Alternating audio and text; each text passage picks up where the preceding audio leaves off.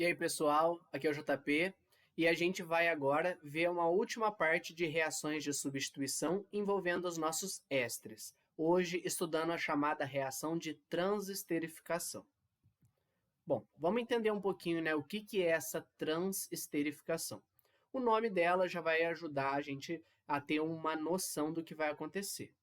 Eu vou ter aqui a formação de um novo éster a partir de um primeiro tipo de éster.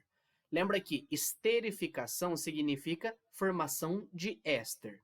Só que aqui eu consigo transformar um éster em outro. Por isso aqui esse trans de transformação. Então a gente tem um certo éster e por algum motivo a gente precisa transformá-lo em outro éster, ok? Para fazer essa reação, a gente pode também chamá-la de alcoólise. Qual que é a ideia aqui? A gente vai ter uma quebra da cadeia utilizando um álcool, ok? Então, está aqui o molde da nossa reação de transesterificação. Eu saio de um éster, faço a reação com um determinado álcool, usando um certo tipo de catalisador. Vou formar um novo éster e um novo álcool. Então, muito simples. Éster mais álcool, éster mais álcool. Isso é diferente de todas as reações que a gente viu até agora, tá? Dentro aí da substituição com ésteres. Então, vale a pena aqui saber um pouquinho mais dessa reação, porque ela tem uma aplicação tecnológica muito válida para a gente. Tá aqui o nosso molde da reação, ok? Perceba que aqui nós temos um éster, em que eu tenho aqui, ó, que veio de um ácido R1, e veio de um álcool com cadeia carbônica R2, ok? Eu vou fazer essa reação com um determinado álcool que tem uma cadeia carbônica R3. Então, perceba que eu vou trocar, se a gente analisa aqui, eu tenho um novo éster, mas eu fiz a troca de R2 por R3. Então, agora, R3 passou a ser parte do meu éster e o R2 saiu e formou aqui o meu álcool, ok? E o R1 continua sem sofrer modificação, porque ele ainda é necessário para compor o nosso éster, ok? Então, o R1 aqui se mantém, o que eu vou trocar é a parte que veio do álcool. Então, é como se eu tirasse a parte de um álcool e colocasse uma nova parte. Reação de substituição.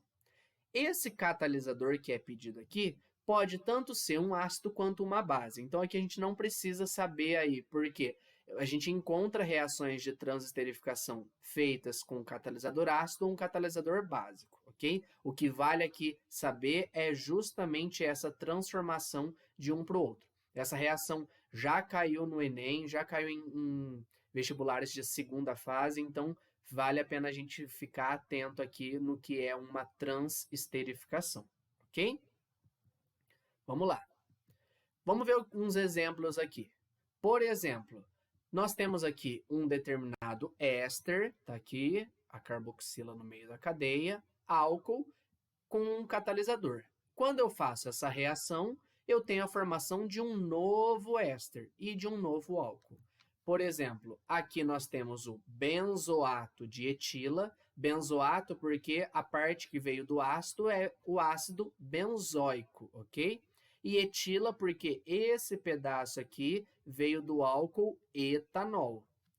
Quando eu faço a reação do benzoato de etila com o álcool metanol, eu tenho a troca. Eu tiro esse CH2CH3 e coloco apenas esse CH3 aqui do metanol. Então, agora eu vou ter o benzoato de metila. Perceba que a parte que veio do ácido se mantém. Está aqui metila.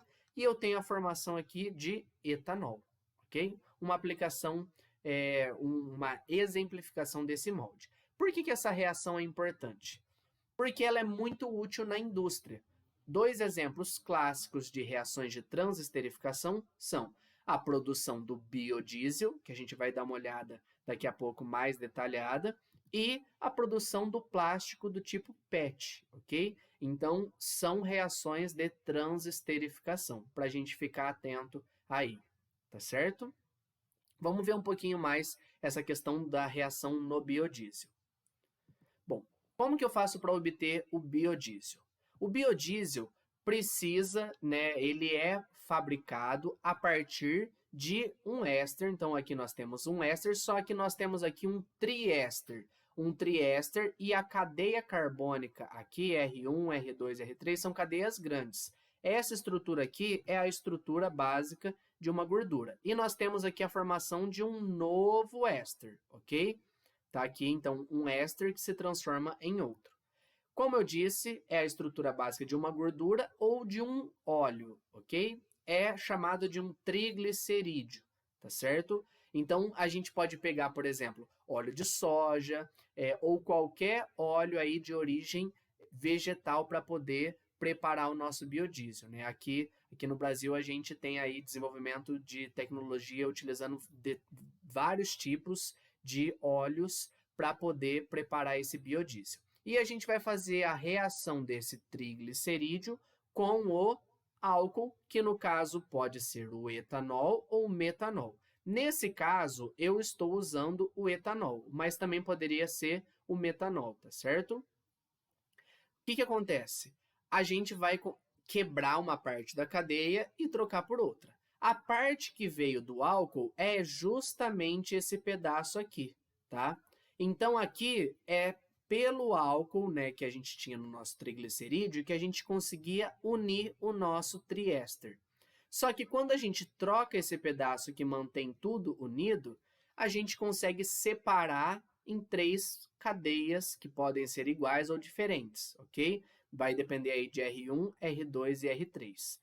Nós temos agora ésteres de ácido graxo, que são o nosso biodiesel, ok? E a gente tem a formação aqui desse álcool, que mantinha esses 3 ácidos graxos unidos, que é o glicerol, tá? Então, sempre que a gente utilizar aí uma gordura ou um óleo, a gente vai formar lá o glicerol, glicerina, também como nome IUPAC, propano 1,2,3-triol, ok?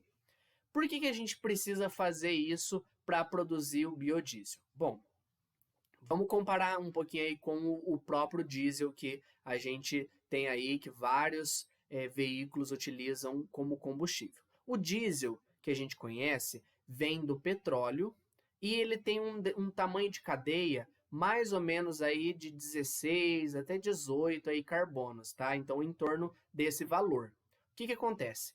O diesel, que vem do petróleo, é um hidrocarboneto. Só que, sendo um hidrocarboneto, a gente tem aí alguns problemas ambientais que podem ser causados quando eu faço a queima desse diesel. Primeiro, eu estou utilizando um combustível fóssil. Segundo, eu posso ter aí enxofre junto com essa extração que eu fiz do petróleo, e aí eu posso gerar produtos que causam problemas ambientais. Então, são vários os problemas aí que a gente tem quando a gente usa o diesel que vem do petróleo. Utilizando o biodiesel, a gente está utilizando aí uma matriz energética que tem uma origem vegetal, por exemplo, como eu disse aí do óleo de soja. Então, a gente não tem esse problema de ser um combustível fóssil. E a gente precisa fazer essa transformação do triglicerídeo para o biodiesel, por quê? Enquanto o diesel normal tem aí, como eu disse, 16, 18 carbonos, a gente tem um problema aí que aqui a gente tem uma quantidade de carbonos muito grande. Pode chegar aí a quase 60 átomos de carbono. Então, a gente precisa que a nossa cadeia carbônica do biodiesel seja mais parecida com o diesel. Assim, a gente precisa fazer essa reação aqui, ok? Porque aí, nessa reação, a gente vai ter aí um tamanho de cadeia que, por exemplo, se eu uso um triglicerídeo em que o R vale 15, 16, 17, em torno disso, quando eu formar esse meu éster de ácido graxo, o tamanho dessa cadeia aqui, dessa única molécula, vai ser parecido com o tamanho do diesel, o que não ocorre aqui no começo, tá certo? Então, para a gente ficar atento aí, né, por que, por exemplo, eu não posso pegar óleo de cozinha e utilizar o óleo de cozinha para abastecer um caminhão? Por quê? O tamanho da cadeia e, consequentemente, isso vai interferir aí na hora da combustão, né, para produzir a energia.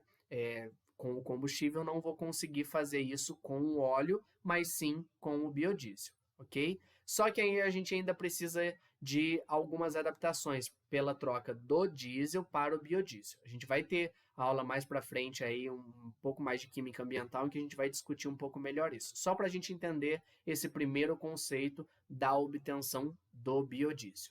Beleza?